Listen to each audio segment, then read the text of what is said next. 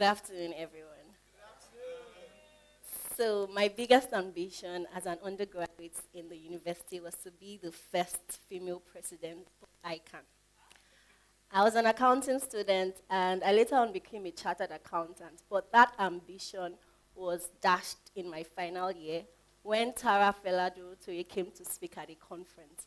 And I was so inspired by her story and her journey that all I wanted to be was a makeup artist.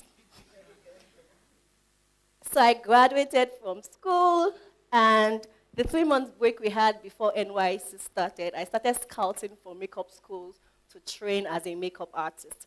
And thankfully, I found one whose owner was graceful and kind enough to allow me train without making payment, on the basis that when I started NYC, I would pay her in installments from my allowee. 3 months passed, and I became a certified makeup artist, and I started to get real makeup gigs, from 2 Real Brides to working with a modeling agency, doing the makeup for the models for different photo shoots, to working with a TV station, doing the makeup for the host and guest of different TV shows. And just the joy of seeing how my artistry gave confidence to my clients also made me very confident in myself and in my skill, that I organized a paid workshop and tagged it, "Get rid of your makeup artist." And people literally paid. Fast forward to 4 years later, I find myself starting up an interior design business after a certification course in interior design, fully paid for by my husband, who is here today. Thank you, babe. And transforming a space from bland to glam, and seeing the joy and the excitement in my clients' face when we finally hand over their space to them makes me know that really I'm on the right track. And we've had so many testimonials that literally almost sound unbelievable. So I remember we did a space for a client who just bought their first property, a young couple who just bought their first property somewhere in Lekki, and they had been married for several years and waiting for the fruit of the womb. And we did their space, and within months of handing over, the wife got pregnant. Today they have 2 children.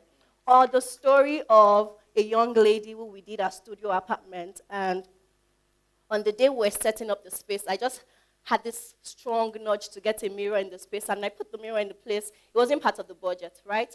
But 2 weeks after we handed over our space, she sends me a long WhatsApp message saying that for the very first time in a long while, she looked at herself fully in the mirror. And 4 years before that time, she was gang raped. And she never got to bring herself to look at herself, in the mirror. But that morning, because we put that mirror in her space, our journey to healing started. Now, testimonials like this, when I look back at my journey, whether I'm designing faces as a makeup artist or I'm designing spaces as an interior designer, I've come to really understand that at the core of what I'm doing, I'm dealing with people, and I am designing lives. And I'm very particular about bringing people to a state of prosperity, which for me is more than just having a lot of money stashed somewhere in an account, but a place of total well-being in your body, in your soul, and in your spirit. Look at my clients who they had so much money, they were buying their first property in Lekki, but they did not have a child.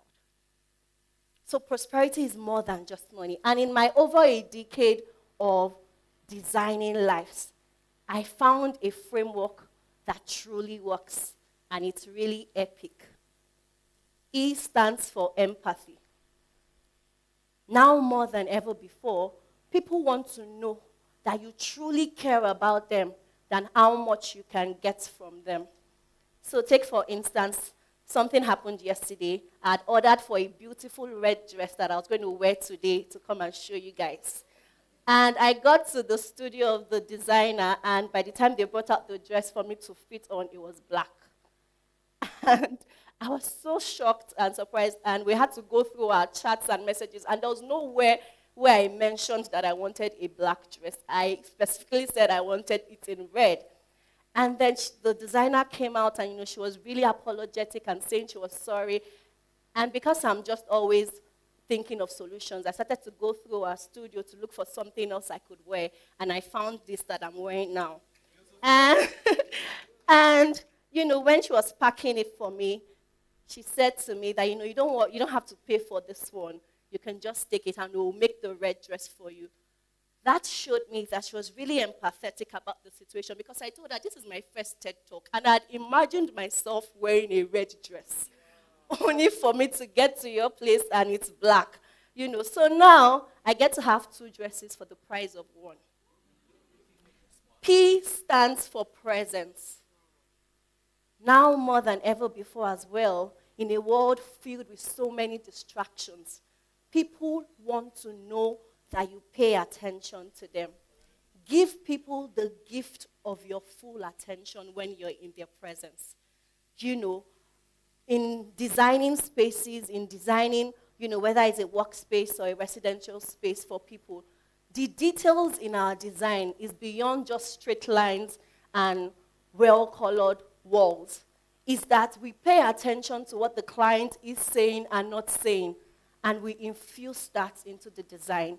So a client who has a 3-year-old child, for instance, we know that the room of the children should have soft flooring.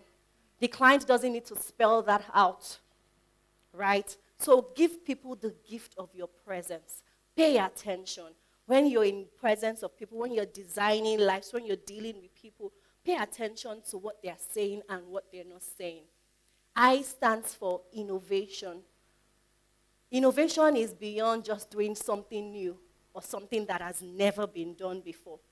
Innovation could simply be taking something old and doing it in a way that is unique to you or to the person you're designing for.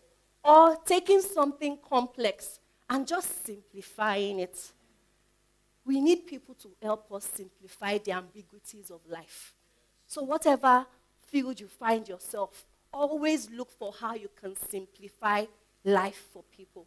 And see competence. Be so competent and so good that when you're not in the room, you're actually missed. Be so good at what you're doing, provide so much value that it's actually so hard to replace you. So whatever side of the spectrum you find yourself, whether you're designing faces or designing spaces, somewhere in the middle, you're dealing with people. You're designing lives. And when people encounter you, when people come in contact with your work, with your business, with whatever it is that you're doing, I hope that their experience will be truly epic. Thank you.